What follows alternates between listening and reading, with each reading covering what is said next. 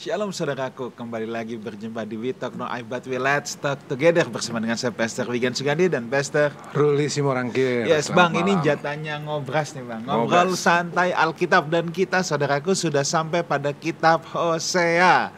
Nah Bang, ini kitab Hosea ini kitab yang sangat seru, makanya kita nggak sendirian seperti biasa kalau ngobras ini kita selalu ditemani oleh Ibu Gernaida Fakpahan. Ibu, Ya. thank you so much Bu, udah Sama-sama. menyempatkan diri lagi Bu datang temenin Terima kita. kasih.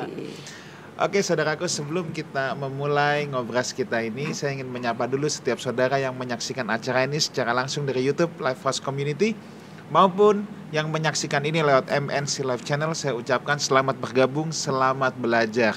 Saya percaya saudara pasti akan diberkati sebab saya pun selalu banyak belajar dari narasumber yang ada. Dimanapun saudara berada, saya ucapkan selamat bergabung.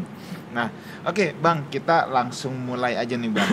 Gimana? Ya, kitab Hosea ini merupakan golongan nabi kecil ya. Ya. Merupakan golongan nabi kecil dan kitab ini penuh banyak kontroversial Bang. Salah satu kontroversialnya kan Hosea ini kita tahu dia menikah dengan pelacur nih Bang. Nah ini yang kita mau langsung tanya-tanya nih Bang. Mungkin sebelum kita tanya-tanya ke Ibu Gernaida, ada yang Abang mau sampaikan dulu nggak? Kalau yang ini sih kita langsung aja ke materi ya. Langsung aja ke Bu Ger. Oke, Bu Ger, ini kita udah masuk kitab Hosea nih Bu. Kitab nabi kecil itu ada nabi besar, nabi kecil itu ukurannya apa Bu? Popularitas atau apa Bu? Mungkin banyak yang bertanya-tanya nih Bu. Jadi baik, kitab disebut besar, khususnya kitab nabi-nabi ya. Kitabnya besar itu karena memang karya tulisnya besar. Jadi kalau seperti Yesaya, kemudian Yeremia, Daniel, Yehezkel itu kan tebal gitu kitabnya. Pasalnya Jadi, banyak. Pasalnya banyak, udah itu narasinya banyak. Sementara kitab nabi-nabi kecil karena memang tulisannya kecil. Tapi ini tidak menunjukkan kalau yang lebih besar tebal bobotnya jauh lebih daripada yang kecil, tidak. Sama-sama juga penting dan sama-sama juga adalah kitab yang diberikan inspirasi oleh Tuhan. Jadi kitabnya sebetulnya sama saja, nilainya sama ya. Oke, baik. Nah Bu, mungkin bisa cerita sedikit dulu Bu tentang latar belakang kitab Hosea ini Bu. Jadi Nabi Hosea ini memang sedikit agak kontroversial ya. Tapi kalau kita lihat apa sih yang melatar belakangi sehingga sang Nabi ini menyampaikan nubuatnya. Jadi Nabi Hosea ini melayani di sekitar pertengahan abad ke-8 sebelum Masehi. Jadi sama sebetulnya nggak jauh dari Nabi Amos menyampaikan nubuatnya, maka Hosea pun menyampaikan nubuatnya. Jadi kalau kita lihat di abad yang ke-8 ini, dan Hosea ini kan berbicara kepada Israel Utara. Jadi artinya Israel sudah pecah dan dia menyampaikan nubuatnya kepada Israel Utara. Nah Israel Utara pada abad ke-8 ini cukup makmur sebetulnya di bawah pemerintahan Raja Yerobeam II. Jadi secara politik mereka ini agak aman. Jadi artinya tekanan dari bangsa-bangsa itu agak sedikit. Jadi mereka boleh menata diri lebih baik sebetulnya. Karena secara politis mereka ini ada pada puncak kejayaan sebetulnya ya. Karena itu secara ekonomi mereka makmur. Jadi banyak golongan menengah ke atas.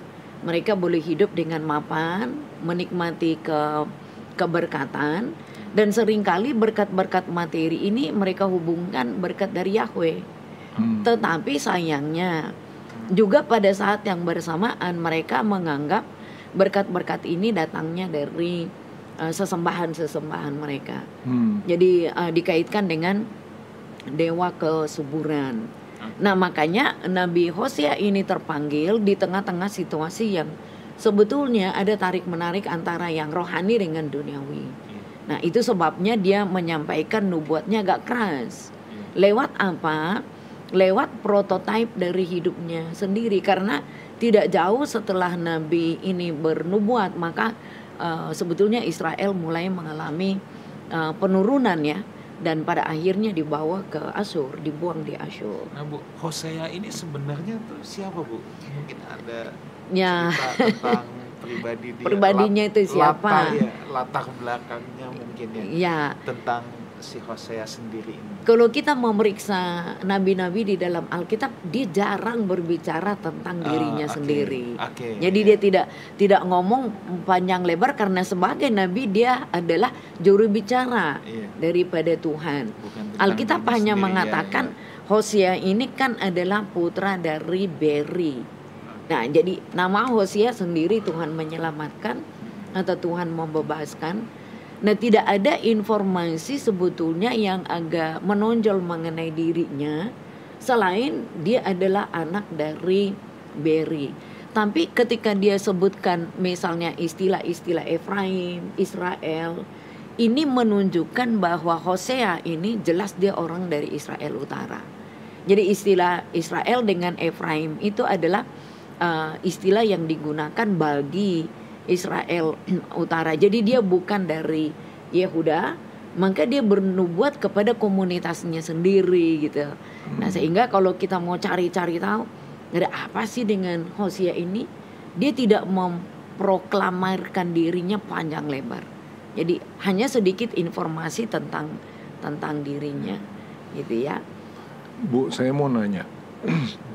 Kalau gini Bu, apa sih pentingnya kita harus tahu latar belakang penulisan dari suatu kitab gitu Bu? Dan kemudian kalau Ibu cerita tadi bahwa nggak banyak ya nabi-nabi yang cerita tentang dirinya, terus di mana kami ini bisa cari itu Bu latar belakang penulisan, siapa yang menulis gitu? Jadi pertama kenapa penting? Terus dari di mana kita bisa cari informasi seperti itu? Teman-teman pemirsa ini yang mendengarkan, dia mungkin baca Alkitab ini bingung, entah kitab Hosea, entah kitab Amos, siapa ini Amos, taunya pendeta Amos Hosea ada.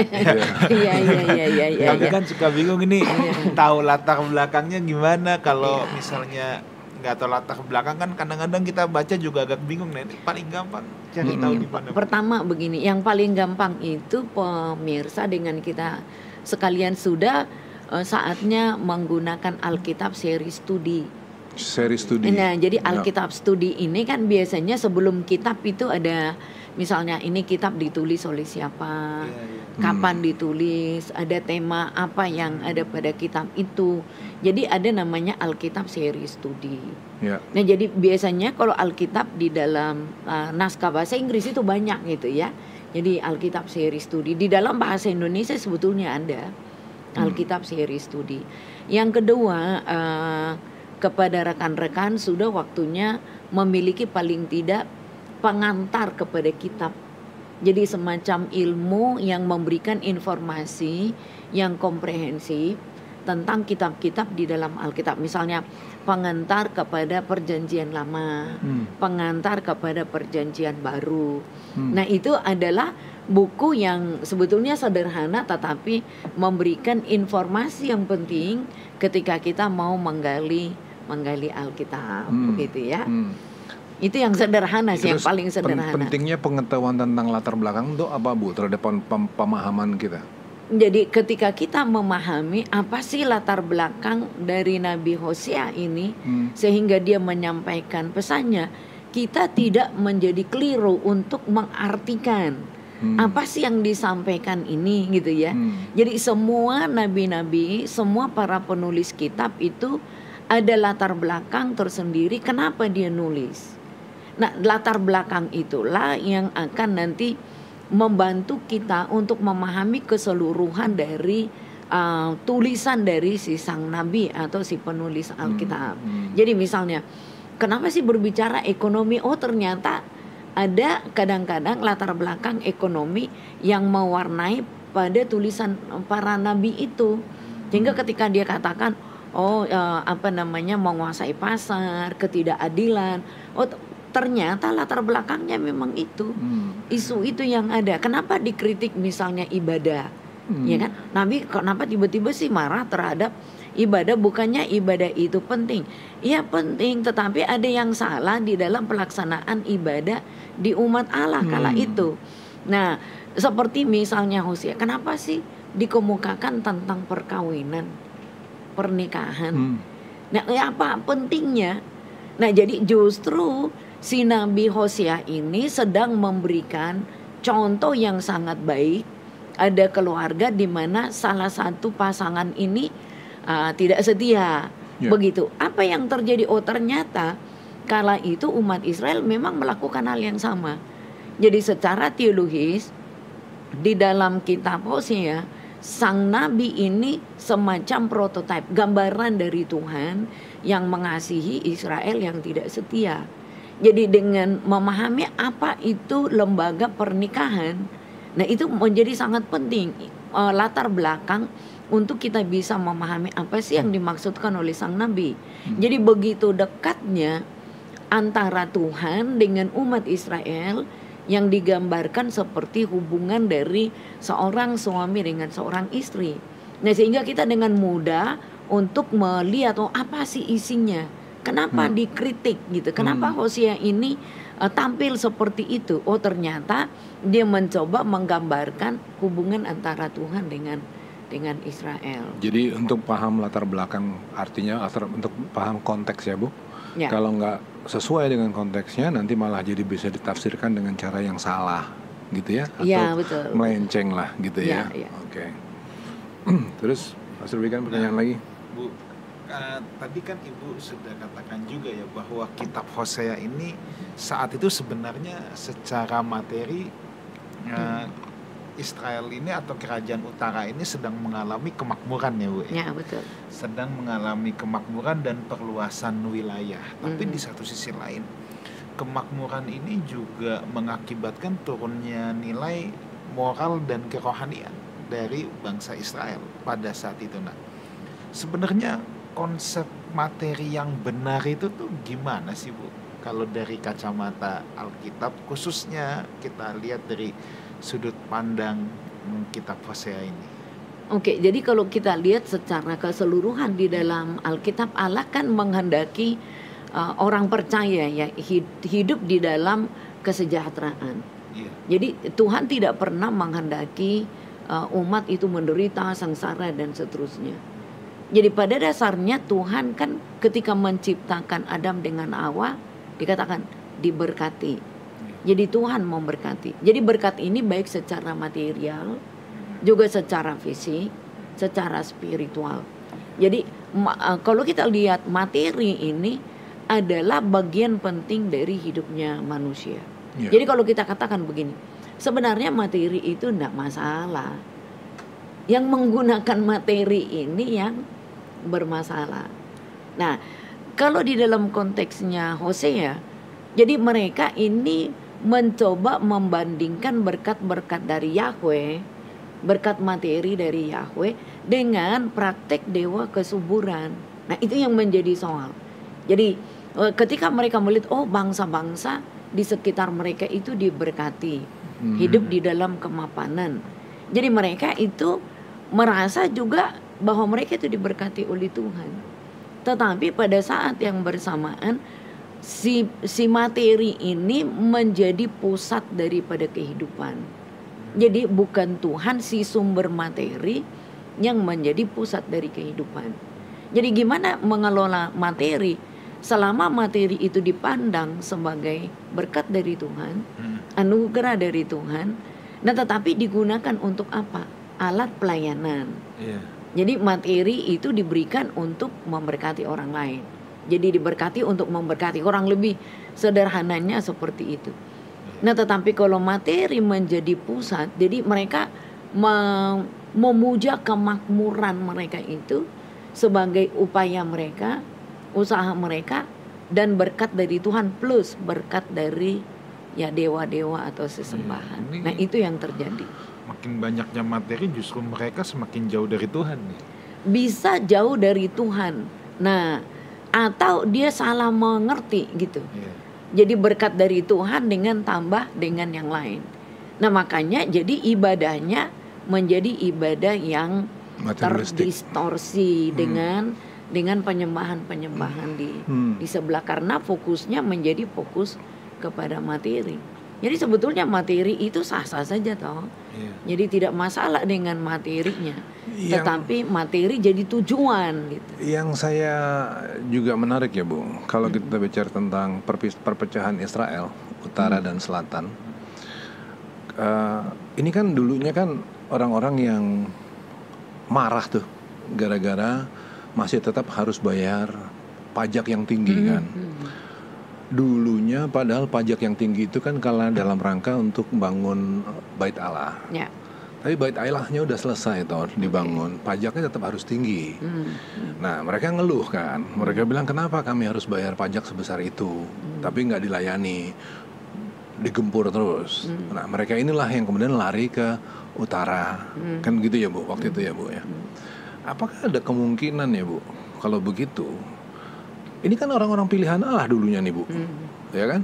8 suku, berapa suku yang pergi ke utara itu kan? Ya 10 suku ya. Nah 10 suku bangsa pilihan, mereka pergi ke sana dengan kecewa. Jadi kok saya ngelihatnya kok ada begini ya? Ini orang-orang pilihan yang tersingkir karena ngelihat karena tidak melihat contoh tentang bagaimana harus bersikap terhadap materi.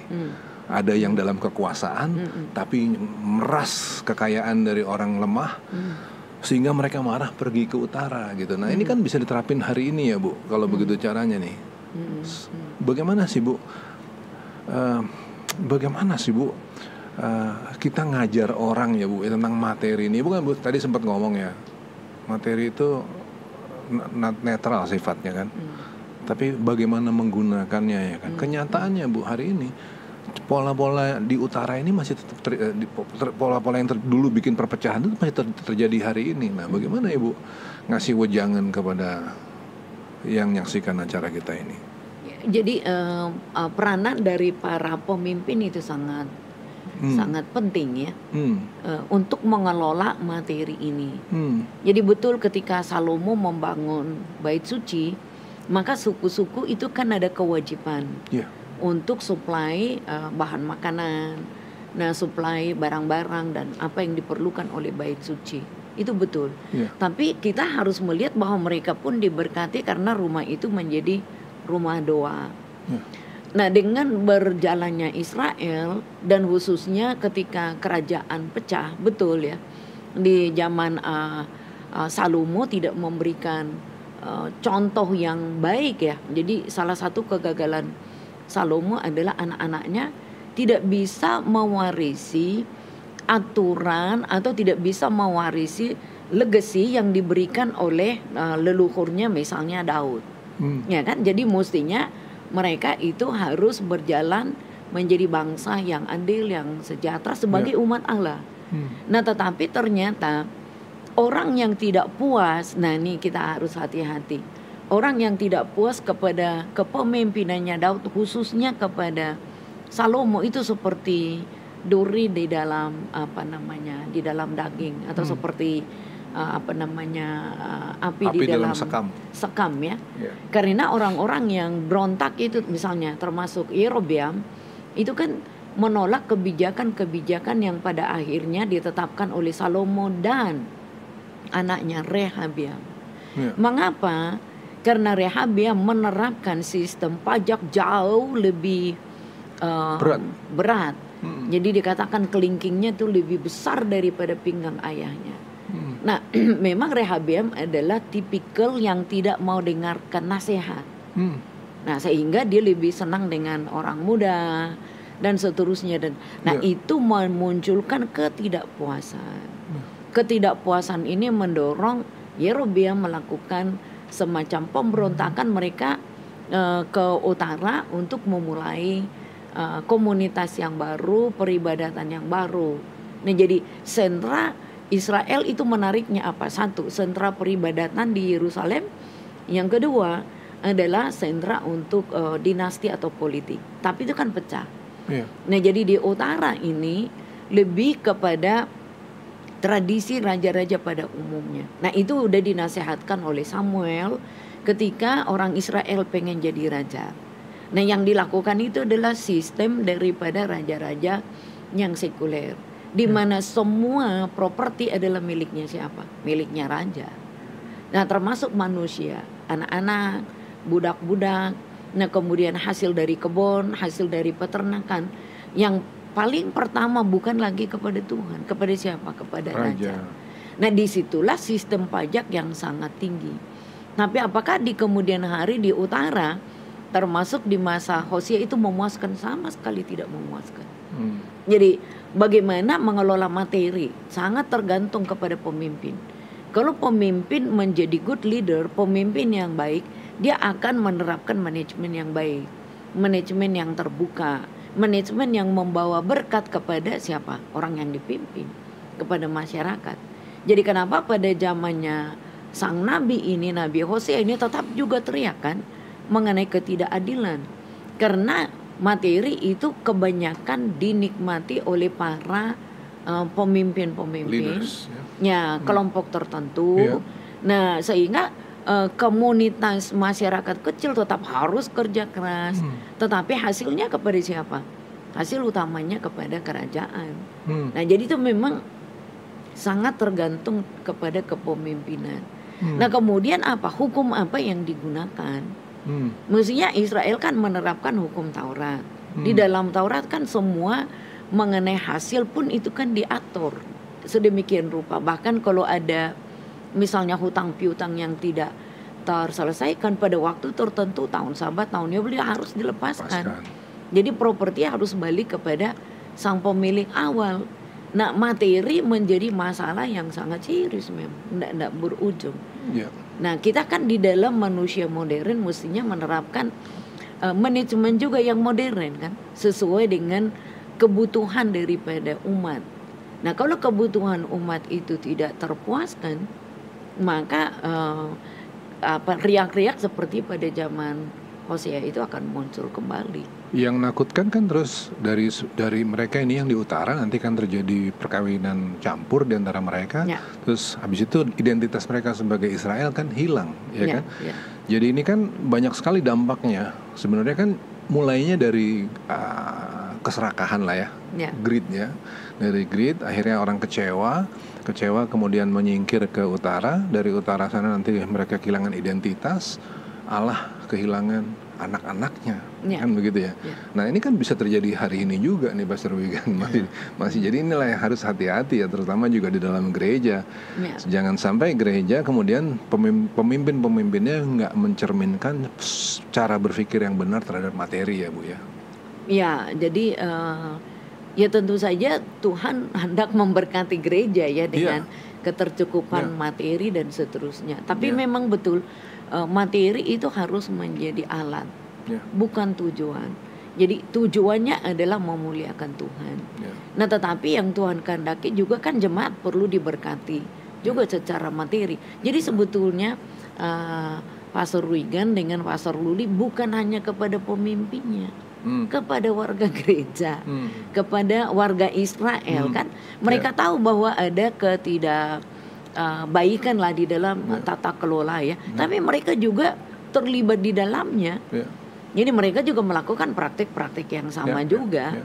Nah, karena itu kepada warga gereja juga kita bersama-sama perlu memahami apa sih itu materi, tujuannya untuk apa. Jadi boleh untuk alat, untuk penata layanan di gereja, gitu ya. Tadi saya garis bawahi di pemimpin Bu, karena kalau lihat dari cerita Hosea ini atau ketersingkiran 10 suku ke utara itu adalah karena tidak ada contoh.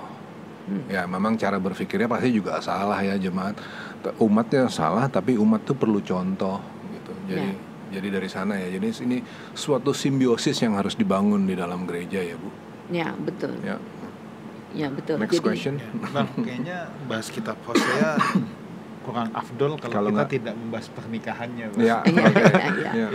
Ini kan banyak yang bilang, wah kok bisa begitu katanya. Ini kalau diterapin ke hari ini gimana nih katanya kan gitu kan. Nah Bu, mungkin bisa sedikit cerita nih Bu tentang kontroversi pernikahannya nih Bu. Ya jadi pernikahan dari Hosea ini selalu berulang-ulang saya sampaikan, yang paling sulit di dalam tradisi kenabian adalah kalau sang nabi harus mempraktekkan nubuatnya sendiri. Jadi dia menjadi prototipe untuk nubuatnya sendiri. Dia melakoni apa yang dinubuatkan. Jadi di dalam beberapa nabi itu bisa terjadi. Salah satunya adalah Hosea. Memang secara hukum kekudusan seseorang itu apalagi dengan jabatan sebagai Iya. nabi Sulit ini, iya. itu kan tidak elok ya Iya. untuk dikatakan menikah dengan seorang Perempuan sundal kalau di sini iya, kalimat perempuan Alkitab sundal ya, Kalimat genonim. Alkitab, ya. Jadi itu dari kata itu kelihatannya memang si Gomer ini adalah orang yang berulang-ulang Pak untuk melakukan perjinahan begitu. Nah, tapi di sisi yang lain sekali lagi Nabi itu juga kan melakukan kritik sosial. Jadi kalau umat Israel sudah tidak lagi taat kepada Taurat, apa yang semestinya tidak boleh itu dianggap menjadi biasa. Nah, di dalam kitab Hosea kan tidak ada yang protes kenapa ya Nabi menikah dengan cara seperti itu, nggak ada. Nah, tapi di sisi yang lain kita katakan pernikahan ini sangat kontroversial karena dia menikah dengan seorang perempuan sundal begitu ya. Nah, jadi kalau di ayat yang kedua itu pasal 1 ayat 2, ketika Tuhan mulai berbicara dengan perantaraan Hosea, berfirmanlah ia kepada Hosea, pergilah, kawinilah seorang perempuan sundal dan peranakanlah anak-anak sundal, karena negeri ini bersundal hebat dan membelakangi Tuhan. Nah, jadi kalau kita lihat di sini jelas bahwa pernikahan ini adalah instruksinya Tuhan sendiri. Ya kan? Karena kata pergilah ini adalah sebuah kata kerja yang imperatif. Kawinilah juga itu imperatif. Jadi di sini dikatakan memang ada orang mengatakan ini tadinya dia belum sundal tapi lama-lama jadi. Tapi kalau di sini di ayat 2 ini jelas disampaikan bahwa si Gomer ini adalah perempuan sundal, seorang perempuan sundal, dan sudah tahu apa yang akan dikerjakan oleh Hosea adalah peranakanlah anak-anak sundal. Jadi dia sudah, ini kan instruksi ya. Dia ditugaskan oleh Tuhan. Nabi harus mempraktekannya, harus melakukannya. Jadi anak-anaknya pun sudah dikatakan anak-anak sundal. Dan jadi kadang-kadang memang kita akan mau mengatakan, lah ini melanggar hukum kesucian ini. Melanggar hukum kekudusan. Tapi disinilah kita melihat betapa keadaan dari umat Tuhan itu sangat-sangat jauh daripada apa yang Tuhan kehendaki. Jadi ini kan kritik sosial sebetulnya yang mau dilakukan oleh sang nabi. Nah, jadi kalau udah diperintahkan ya dia mau mesti pergi. Ini yang sedikit agak mirip-mirip dengan ini adalah Yunus. Pergi ke Niniwe. Lah kau kan Niniwe, kenapa bukan kepada umat Israel? Ini kan sesuatu yang tidak biasa. Jadi ini memang anomali. Ini pernikahan yang anomali, tapi sudah jelas tujuannya sudah disampaikan. Jadi ini semacam peringatan keras kepada umat Israel. Jadi apakah Hosea ini nanti kalau kita lihat ya di pasal 3 dengan 4 sudah baik, pergi lagi, bersundal lagi. Jadi dia berulang-ulang melakukan hal yang sama, hal serupa. Jadi ketika anaknya sudah lahir, kelihatannya dia pergi lagi untuk melakukan persundalan. Nah, itu sebabnya dikatakan bahwa Gomer ini adalah gambaran dari betapa Israel hampir sama, serupa. Jadi sudah ditolong berulang-ulang, ntar berhala lagi. Sudah ditolong lagi, berhala lagi. Jadi ini memang adalah menggambarkan ya. Jadi sang Nabi Hosea ini menggambarkan suami yang baik hati, yang sabar, gitu ya, menggambarkan belas kasihannya Tuhan. Nah, karena apa? Nah, Israel sebagai umatnya faktanya berulang-ulang dia pergi bersundal, ya tak? Nah, jadi ini memang sangat anomali. Nah, jadi kalau kita lihat di ayat 4 ya, kemudian berfirmanlah Tuhan kepada Hosea, berilah nama Yisrael kepada anak itu, sebab sedikit waktu lagi maka aku akan menghukum keluarga Yehu karena hutang darah Yisrael, dan aku akan mengakhiri pemerintahan kaum Israel. Ini nama-nama anaknya Hosea ini memang adalah nama kritik. Dikatakan anak-anak sundal. Yisrael ini kan adalah sebetulnya Tuhan boleh dikatakan menyemai begitu, tetapi Yisrael ini selalu kaitannya dengan narasi-narasi yang agak mengerikan ya. Lembah Yisrael. Lembah Yisrael itu lembah pertumpahan darah. Nah, lembah Yisrael juga di mana istrinya Raja Ahab ya, Isabel itu mati dengan cara yang tidak terhormat. Jadi nama Yisrael ini adalah artinya Tuhan menghukum. Tidak, kalau dia orang tua yang punya belas kasih atau keluarga yang normal lah, tidak mungkin menamai anaknya dengan nama-nama penghukuman. Itu kan mengerikan. Ibarat hari ini orang ngasih namanya Yudas lah gitu ya. Masa kalau iya Yudas ada masih agak lumayan, agak baik sedikit. Lucifer gitu ya. Iya. Nama anak Lucifer. Iya, jadi Oke. ini nama yang agak mengerikan. Misalnya lo Ruhama. Iya. Jadi lo itu kan di dalam bahasa Ibrani kan penidakan yang keras. Ruhama raham. Kasih gitu ya.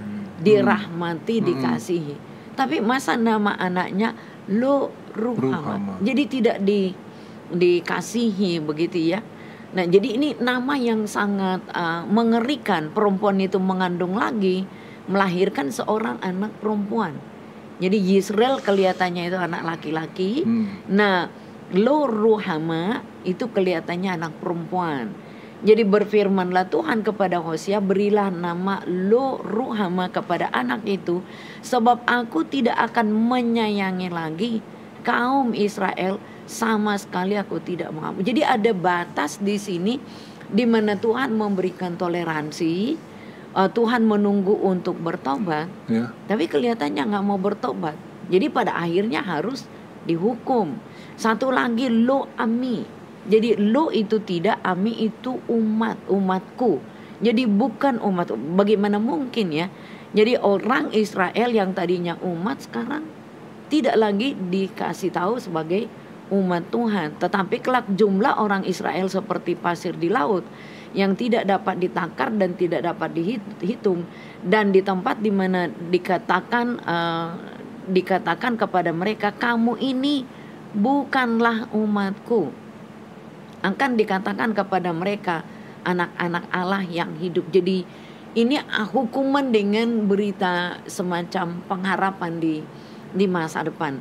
Jadi orang Israel kan sangat bangga disebut sebagai umat Allah, Am Adonai. Nah sekarang bukan umatku. Jadi 3 nama anaknya Hosea ini semua namanya itu memiliki pengertian yang negatif. Jadi itulah tadi ibunya seorang sundal. Anak-anaknya dilahirkan sebagai produk daripada persundalan. Nah ini kan sangat mengerikan. Makanya dikatakan kitab Hosea ini benar apa enggak sih?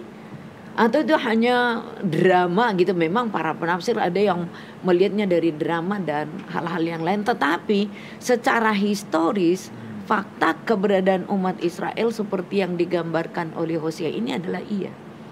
Ya kan? Dan karena tidak lama setelah Nabi abad ke-8 itu menyampaikan nubuatnya, faktanya mereka dibuang di Asyur. Jadi kejelekan ini memang adalah sebuah fakta. Kalau itu hanya drama, masakan Tuhan pakai drama untuk mengatakan sesuatu yang tidak benar begitu. Jadi gambaran itu jelas-jelas membawa Israel memang dihukum. Israel Utara dibuang di Asyur. Cerita tentang Hosea ini Bu, yang tadi barusan Ibu jelasin itu ya, kadang-kadang suka dipakai sama orang untuk bilang begini, masa sih Allahnya kamu gitu, Allah saya katanya, yang katanya Allah yang hebat itu nggak bisa ngelindungin nabinya sendiri, sampai nabi itu harus disuruh kawin dengan perempuan yang seperti itu. Dan kemudian jahatnya lagi, anak-anak yang nggak salah apa-apa, yang nggak tahu apa-apa harus nerima nama seperti itu. Gitu. Itu ledekan orang ke saya Bu, ngomongnya begitu. Nah ini gimana nyikapinnya ya Bu? Masa sih seperti itu gitu loh Bu? Jadi ada contoh yang sangat baik ya. Ini saya dari Perjanjian Baru. untuk mengatakan tentang pemilik dari kebun anggur yang mempekerjakan banyak orang. Jadi ketika mereka bekerja, mereka kan diupah. Nah, tetapi di satu saat anak sang pemilik kebun anggur itu datang. Lalu katakan, wah ini adalah ahli waris nih. Malah dibunuh. Jadi ini kita harus matiin dia supaya kita dapat. Nah, itu contoh yang sangat ekstrim sekali. Jadi kenapa Tuhan memberikan nabi yang model begini? Jadi karena nabi itu adalah juru bicaranya Tuhan. Untuk apa? Sebetulnya para nabi ini kan memberikan peringatan, memberikan pengajaran, memberikan nasihat. Tujuannya adalah supaya umat bertobat kan. Nah, ternyata di dalam perjalanan itu tidak bertobat. Nah, yang paling mengerikan adalah dalam pengertian yang positif ya, sang nabi ini karena sudah dipanggil menjadi abdinya Tuhan, menjadi pelayannya Tuhan, maka dia melakoni apa yang dia nubuatkan. Jadi cara yang bagus juga adalah bahwa ketika dia mempraktekkan apa yang disampaikan, maka semua audiens itu melihat kepadanya. Nah, jadi di dalam tradisi kenabian tadi saya sudah sampaikan, ini berulang-ulang terjadi. Contohnya Nabi Yesaya itu telanjang 3 tahun. Itu hal yang tidak biasa, itu pemali bagi seorang nabi. Tetapi dia mempraktekkan betapa orang Israel ditelanjangi Tuhan dengan berhala-berhalanya juga tidak berubah. Nah, disinilah Nabi Hosea sangat dekat sekali dengan Tuhan, dan Tuhan dekat dengan umat Israel. Tetapi kondisi dari umat Israel itu adalah seperti yang digambarkan pada Ibu Gomer ini. Loh, kenapa kok Tuhan di dalam saat-saat tertentu Tuhan harus memberikan contoh yang real supaya menjadi model, menjadi pembelajaran, menjadi peringatan. Jadi pernikahan Hosea ini kan menjadi peringatan sebetulnya untuk umat Israel. Dan tadi tujuannya sudah dikasih tahu. Kamu menikah dengan Gomer, perempuan sundal, dan memperanakan anak sundal karena negeri ini bersundal dengan hebat. Jadi kalau kita melihat sebetulnya sang nabi ini hanyalah alat. Tujuan utamanya Tuhan adalah Israel. Jadi bukan kepada sang nabinya pertama-tama ya. Jadi si nabi ini melakoni nubuat yang disampaikannya untuk menyampaikan hukuman Tuhan sebetulnya bagi umat Israel. Lah kenapa Tuhan mengatakan menyampaikan demikian? Nah, itulah cara yang paling mudah dilihat oleh banyak orang. Daripada ngomong terus, ini nggak berubah. Jadi ketika dilakoni, mereka kan mulai, loh ini kenapa Nabi ya seperti ini? Jadi paling tidak mereka belajar dari apa yang dilakoni oleh Nabi. Tapi faktanya Israel pun gagal. Mengapa? Karena Israel Utara pun harus dibuang juga. Jadi tidak mau berubah juga begitu. Jadi bukan karena Tuhan yang hebat itu nggak bisa lindungi Hosea ya? Oh iya. Bukan begitu persoalannya, tapi jadi, untuk memberikan contoh. Ya, pelajaran. Ya, didikan. Karena ternyata mesti diakui juga, walaupun Tuhan udah kasih pelajaran lewat Hosea dengan sesuatu yang sangat real di depan mata, Israel juga nggak berubah. Nggak berubah. Betul. Bukankah itu juga terjadi hari ini? Ya, dengan alasan macam-macam barangkali ya. Ya kan? Hari anugerah lah, hari berkat Tuhan, ini harinya Tuhan, ini zaman. Nah itu, jadi sebetulnya kalau kita mau jujur, di banyak wilayah sebetulnya pengalamannya Hosea ini juga kan terjadi dengan apa namanya pelayanan, dengan gereja. Jangan-jangan juga gerejanya yang melacurkan diri dengan dunia, dengan tindakan-tindakan yang bertentangan dengan kitab suci barangkali, gitu ya. Jadi mungkin tidak mempraktekkan persis seperti yang Hosea lakukan, tapi gereja melacurkan diri dengan dunia.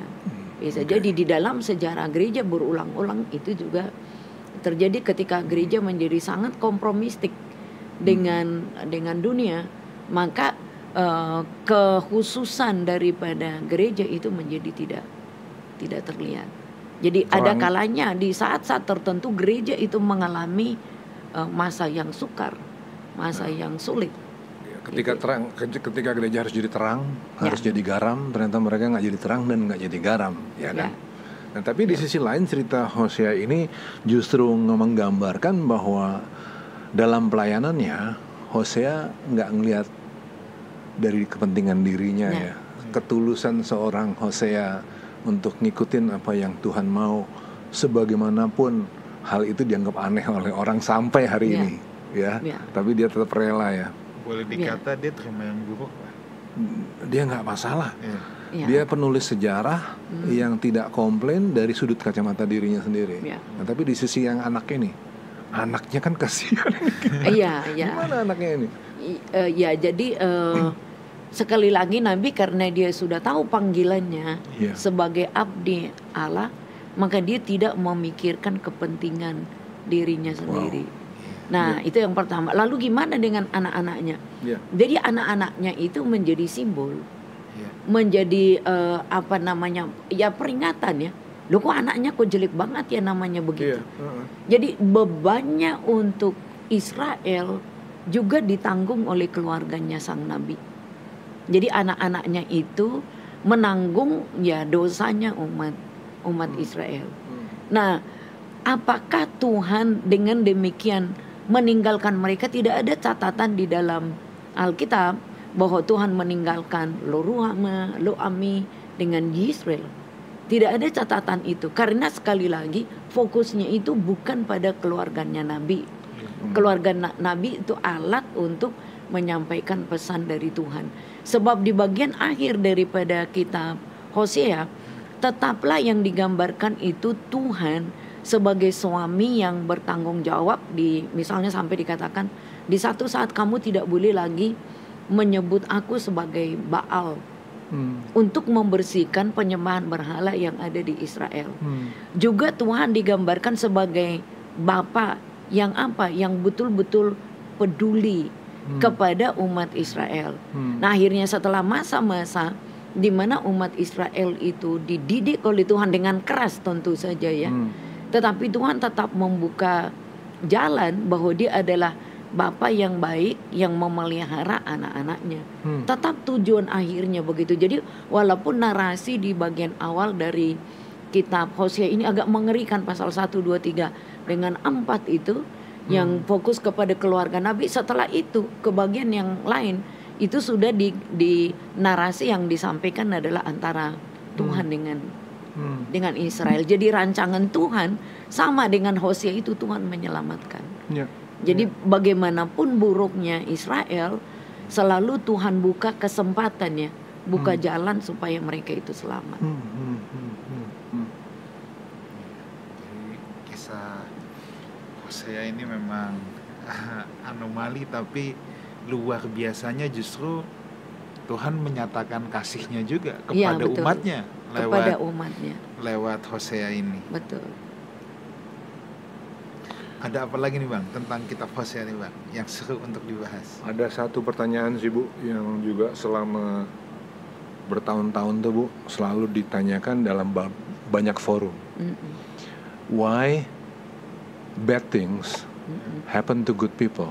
Oke, karena dia adalah pelayan Tuhan. Jadi saya tidak mau katakan bahwa gitu pelayan Tuhan itu harus selalu menderita gitu ya.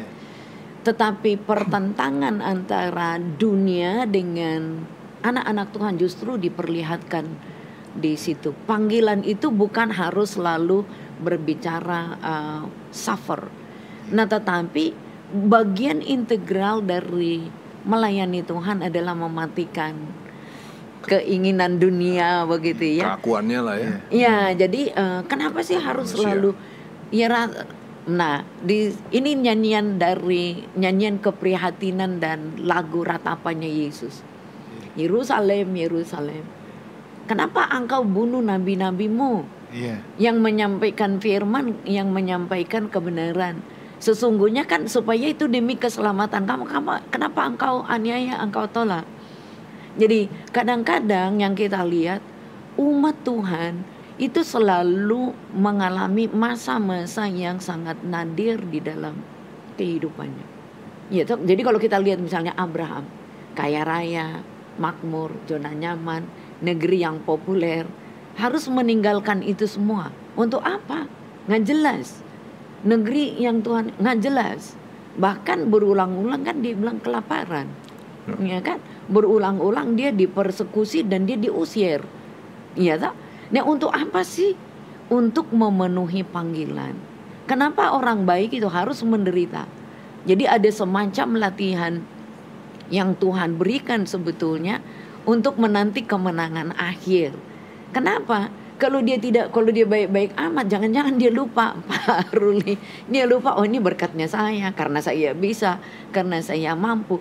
Justru pada saat-saat dia pada situasi yang kita katakan sangat tertindas, tidak nyaman, menjadi serba kekurangan. Bukankah Elia pada saat itu juga dia mendapat pertolongan Tuhan? Tapi habis KKR dia menjadi lupa. Waduh, nabi-nabi dia pergi tidur, ya kan? Merasa udah kenyang, diancam, dikilik-kilik sama Isabel dikit aja, menjadi marah. Lebih baik aku mati katanya. Tersinggung, gitu ya. Jadi dia harus dibawa ke padang gurun. Yeah.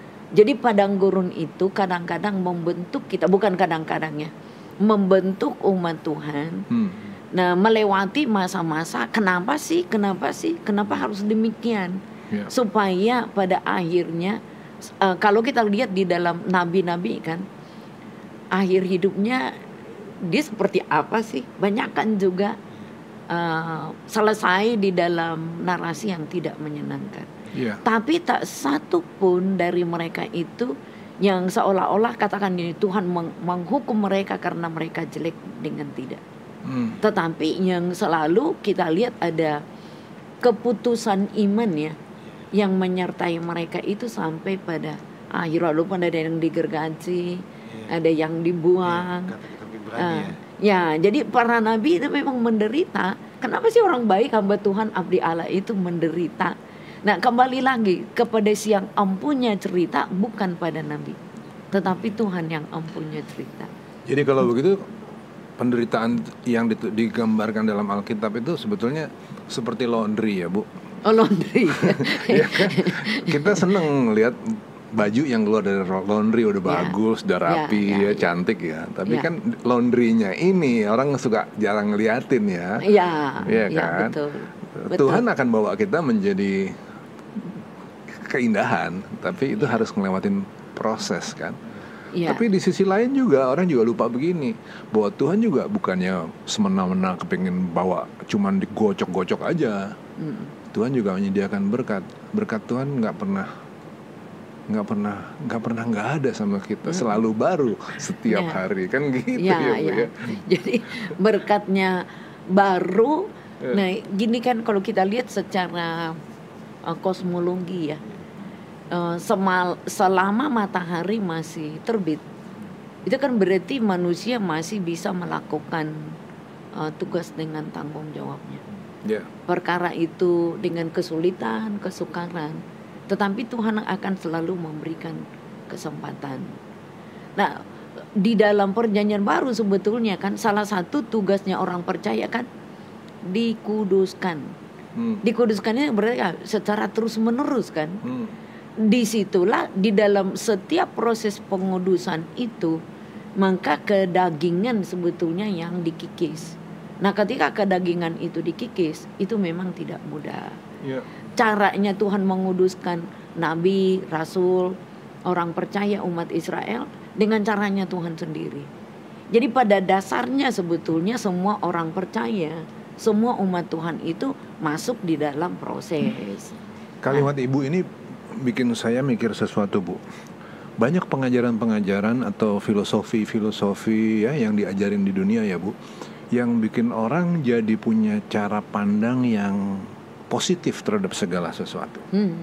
Zen aja, tenang, problem tuh selalu akan ada gitu ya, Bu ya. Itu kan zen ya, cara berpikir yang gitulah, yang happy gitu ya, Bu ya. Tapi semua itu pembenahan di luar, bukan pembenahan di dalam. Nah, saya perhatikan bahwa yang dibuat sama Tuhan itu adalah pembenahan dari dalam. Kalau bicara pembenahan dari dalam, ini nggak ada yang enak. Tapi ini akan merubah kita dari dalam. nanti perspektif kita terhadap masalah jadi lain kan gitu ya Bu ya. Ya, Ini jadi, laundry yang luar biasa kan jadinya. ya betul, makanya kadang-kadang kan kalau kita lihat di dalam perjanjian lama itu banyak kali berbicara mengenai hati, ya kan, menjaga hati kehidupan yang akan keluar. Jadi menjaga kehidupan individual. Kita mengatakan yang di sana itu kesalehan individual. Oke, kesalehan individual itu perlu, tetapi harus dilihat bahwa makhluk ini adalah makhluk spiritual. Jadi bukan hanya makhluk jasmani semata-mata yang berjuang dengan dunia. Nggak apa-apa. Lah tapi ini kan makhluk spiritual juga kan. Ya, manusia adalah makhluk spiritual. Nah, jadi di dalam proses itulah kita harus berani melihat bahwa tujuan dari semua ini kan bukan hanya mengalahkan daging lalu setelah itu happy gitu ya. Nah itu gimana nabi-nabi, kita tidak lihat dia happy ending jadi dapat piala, dapat mahkota kan, mati juga. Nah tetapi kalau kita lihat di dalam kacamata iman, apa yang dilakukan oleh para nabi kan menjadi contoh. Contoh yang baik bukan bagi satu individu, tapi dia berbicara di dalam histori, sampai dia berbicara kepada kita sekarang. Nah yang kita lihat kan Hosea kan udah mati, tetapi apa yang dialami oleh Hosea itu kita juga bisa belajar ternyata. Jadi dia akan berbicara dalam jangka waktu yang sangat panjang. Jadi bukan dalam satu sesi kehidupan manusia. Bang, kalau aku boleh tambahin tentang pertanyaan abang yang tadi. Why bad things happen to good people? Kalau saya melihat gini, kalau kita lihat kisah para rasul, Bang, di tengah-tengah penganiayaan yang begitu hebat terhadap mereka, perlawanan yang luar biasa, tetapi Alkitab jelas menulis mereka bersukacita di tengah-tengah itu. Jadi saya mau ambil point of view itu gini, ini semua membuktikan bahwa sebenarnya yang paling penting itu adalah realitas yang ada dalam diri mereka. Oke. Jadi memang bukan persoalannya apa yang terjadi di luar mereka, tekanannya, penderitaannya ini sama lah dengan para nabi-nabi itu. Tetapi yang membuat mereka tetap bersukacita, tetap kuat, tetap menjalani panggilan Tuhan itu realitas yang ada dalam diri mereka. Jadi pemenahan cara berpikir dari dalam ya. Kalau dalam konteks perjanjian baru kan itu tentang kebangkitan Yesus. Realitas kebangkitan Yesus itu loh yang membuat mereka dia udah nggak takut apa. Padahal tadinya mereka juga takut juga waktu Yesus mati mereka lari birit-birit kan. Pengecut juga. Iya. Petrus sampai nyangkal 3 kali segala macam. Makanya dalam kisah para rasul itu aku tulis gini, Bang. Kan Petrus bilang tuh di kisah rasul pasal yang kedua ya. Memang kalian itu punya niat jahat sama Yesus. Kamu bunuh dia, tapi Allah menyelamatkan dia dari maut. Jadi itu menurut saya itu yang juga membuat mereka udah nggak takut. Ya, rencana jahat manusia itu tidak bisa menyetop rencana Tuhan dalam hidup mereka. Bahkan Tuhan bisa pakai rencana jahat itu untuk melakukan kehendak. Itu yang terjadi dalam Yesus. Jadi kalau gitu saya mau tutup pertanyaan saya sendiri tadi dengan kalimat begini. Siapa bilang itu bad things? Siapa bilang? Siapa yang lihat? Siapa bilang itu bad things? Karena ada pembenahan dari dalam lewat pengalaman itu. Itu kan bukan bad.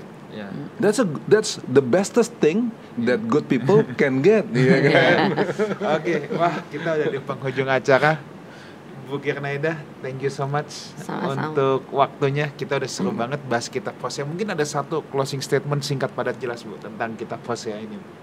Jadi kitab Hosea ini memberikan contoh kepada kita keburukan manusia dan di sisi yang lain kebaikan, belas kasihan daripada Tuhan. Sejelek-jeleknya manusia, umat Tuhan kalau dia mau bertobat, dia pasti Tuhan terima. Tapi kita tidak mau bercokol di dalam kejelekan. Nah karena itu lakukanlah yang terbaik semampu kita. Jangan harus sampai dikritik dulu kita seperti Gomer gitu ya. Nah tetapi lakukanlah yang terbaik supaya kita lebih efisien, lebih efektif menjadi umat Allah. Kalau dari saya begini, dari tadi kita ngobrol-ngobrol ini, saya lihat bahwa pendidikan yang paling baik adalah pendidikan yang melalui percontohan. Siapapun kita, baik kita di rumah, kepala rumah tangga, di kantor, dalam pergaulan, dalam segala posisi kita, apapun itu, yang dibutuhkan dari kita adalah contoh. Kalau kita umat Tuhan nggak ngasih contoh yang baik, maka mau jadi apa sekeliling kita? Itu sih. Kalau dari saya melihat kitab Hosea ini sebenarnya kasih Tuhan yang tidak berkesudahan atas umat Israel. Jadi perenungan yang kita harus bawa pulang adalah jangan melukai hati Tuhan lagi. Kasih setia Tuhan tidak pernah berkesudahan. Kalau kita terhadap orang aja nih, kalau ada seseorang yang sangat mencintai kita, masa kita tega mau melukai hatinya terus? Apalagi Tuhan yang kasih setianya tidak pernah habis untuk kita semua. Bugir, thank you so much untuk kesempatannya. Saudaraku, demikian ngobras kitab Hosea pada kesempatan ini. Sampai jumpa di We Talk yang akan datang. We Talk no I but we, let's talk together. God bless you. Thank you.